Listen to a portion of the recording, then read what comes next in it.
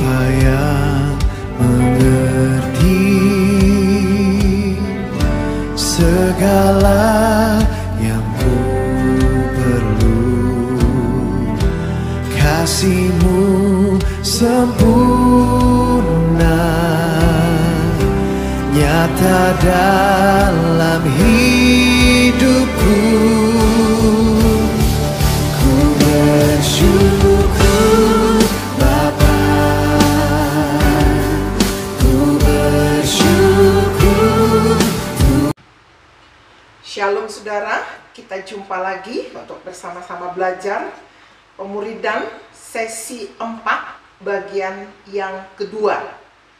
Siapkan Alkitab saudara, atau kalau ada di HP silahkan, karena kita akan melihat ayat-ayat Alkitab ini sehingga saudara juga semakin kuat di dalam Tuhan. Tidak dapat disangkali bahwa manusia ciptaan baru Allah harus menjadi pembelajar yang setia jikalau mau bertumbuh di dalam Tuhan. Ingat, pertumbuhan itu tidak otomatis.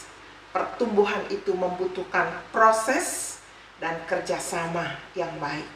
Roh Kudus sudah ada di dalam hati kita, tetapi kita harus mendengarkan suaranya untuk setia dimuridkan. Mari kita berdoa sebelum kita lanjut. Ya Tuhan, Sang Empunya Firman, berbicaralah ke dalam hati kami. Kami siap duduk di bawah kaki salib-Mu untuk dimuridkan. Bicaralah, karena kami siap mendengar dan melakukan dalam nama Yesus. Amin. Baik, kita tiba pada bagian kedua dari sesi yang keempat, yaitu belajar dari Allah melalui pendalaman Alkitab. Ya, belajar dari Allah melalui pendalaman Alkitab. Layaknya para bapa yang mengasihi anak-anaknya, Allah juga ingin agar kita belajar dari Dia sebagai Bapa kita. Jalan-jalannya jauh lebih besar daripada yang kita kenal. Oleh karena itu, sulit bagi kita untuk memahami pemikirannya. Tentunya butuh waktu, butuh usaha dari kita, rela untuk mempelajarinya. Mari kita buka bersama Roma pasal yang ke-12 ayat yang kedua dari firman Tuhan. Roma pasal yang ke-12 ayat yang kedua. Kita akan baca. Saudara membuka di Alkitab saudara, dan kita akan membaca bahagian ini sebelum kita melanjutkan pelajaran kita. Roma pasal yang ke-12 ayat yang kedua. Ya, demikian firman Tuhan. Janganlah kamu menjadi serupa dengan dunia ini, tetapi berubahlah oleh pembaharuan budimu, sehingga kamu dapat membedakan manakah kehendak Allah, apa yang baik, yang berkenan kepada Allah, dan yang sempurna. Jadi, pertanyaannya, dengan apakah kita tidak boleh menjadi serupa menurut ayat ini? Isi bagian yang kosong itu, ayat ini mengatakan kita tidak boleh menjadi serupa dengan dunia ini. Kalau begitu, lanjutan pertanyaannya, harus menjadi serupa apakah kita? Ya, harus menjadi serupa dengan Kristus tentunya. Yang suka belajar, bangun pagi-pagi berdoa. Ingat, waktu Yesus masih kanak-kanak, dia harus belajar. Dan pada usia 12 tahun dia sudah mampu berdebat dengan para ahli Taurat itu. Hasil dari belajar. Saudara dan saya pun harus rajin belajar. Kita harus menjadi seperti apa? Seperti Kristus, rajin belajar. Bagaimana caranya?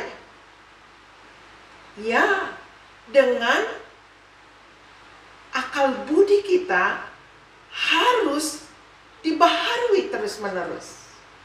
Ya. Bagaimana akal budi itu dibaharui terus-menerus? Setiap hari harus diisi dengan firman Tuhan. Sehingga seperti komputer itu diinput, ya, dimasukkan kebenaran-kebenaran firman. Begitu caranya akal budi kita diubahkan. Jadi kalau tidak masuk firman Tuhan, kosong itu hard disk otak kehidupan baru kita. Ya. Nah, apa hasilnya kalau kita rajin membaharui budi setiap hari? Ayat ini katakan, kamu akan mengenal kehendak Allah yang baik, yang berkenan, dan yang sempurna. Itu janji Allah. Oke? Jadi firman Allah, Alkitab, adalah petunjuknya bagi kita. Supaya kita bisa memperbaharui pikiran kita untuk memikirkan kebenaran Allah. Mari kita lanjut baca 2 Timotius. 2 Timotius pasal 3 ayat yang ke-16 dan 17. 2 Timotius pasal 3 ayat 16 dan 17. Saya baca. Segala tulisan yang diilhamkan Allah memang bermanfaat untuk mengajar, untuk menyatakan kesalahan, untuk memperbaiki kelakuan, dan untuk mendidik orang dalam kebenaran. Dengan demikian, tiap-tiap manusia kepunyaan Allah diperlengkapi untuk setiap perbuatan baik. Nah, di sini dikatakan jelaskanlah 4 keuntungan yang didapat dengan mempelajari Alkitab. Jadi jangan terjebak dengan ungkapan-ungkapan yang mengatakan, percuma baca Alkitab. Tidak percuma. Allah menjanjikan ada 4 hal yang saudara dan saya akan dapatkan. Yang pertama, keuntungan yang didapat ialah Alkitab itu mengajar kita. Dia mengajarkan banyak hal yang baik. Yang baik harus diikut, yang buruk harus ditinggalkan. Yang kedua, tulis di situ. Alkitab itu bermanfaat untuk menyatakan kesalahan. Jadi itu bagaikan cermin yang menunjukkan di mana ada noda di muka kita, di mana ada kesalahan dalam hidup kita. Alkitab itu yang memberikan kemanfaatan. Yang ketiga, apa manfaat Alkitab? Apa manfaat mempelajari Alkitab? Alkitab itu memperbaiki kelakuan. Wow, hebat. Firman Tuhan punya kuasa memperbaiki kelakuan. Jadi kalau kita mau kelakuan kita jadi baik, belajarlah Alkitab. Kalau kita mau kelakuan anak-anak kita baik, kasih dia mempelajari Alkitab. Ajarkan dia bagaimana belajar Alkitab. Dan yang terakhir, Alkitab itu memberi keuntungan apa? Mendidik orang hidup dalam kebenaran. Luar biasa. Dan firman Tuhan tidak bohong. Yang bertekun mempelajari Alkitab akan mendapat pengajaran, akan mengetahui jalan-jalan hidup yang salah. Dan yang ketiga, akan memperbaiki kelakuan yang salah itu. Yang keempat, akan tetap menuntun orang itu hidup dalam kebenaran. Luar biasa. Jadi Anda perlu membaca dan mempelajari Alkitab secara teratur. Terima kasih untuk banyak yang sudah mau ikut. Ayo baca Alkitab 5 pasal sehari. Saudara, dari membaca Alkitab tekun ini, saya bisa mengenal siapa Ayub itu. Belum pernah saya mendengar khotbah tentang Ayub. Bahwa Ayub juga melakukan kesalahan, sehingga Allah izinkan dia harus mengalami ujian. Saya sudah khotbahkan di khotbah tanggal 27 September.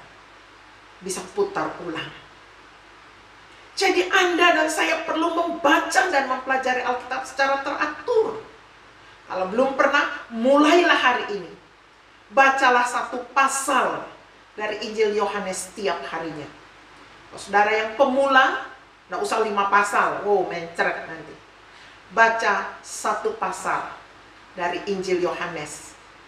Ya, kalau saudara melaporkan kepada saya, boleh juga. Nanti saya respon. Sampai di sini pelajaran kita bagian kedua. Mari kita berdoa. Tuhan, kiranya firman ini melekat di hati kami, bertumbuh dan menghasilkan buah yang tetap, mengubah kehidupan kami. Dalam nama Yesus. Amin. Sampai jumpa.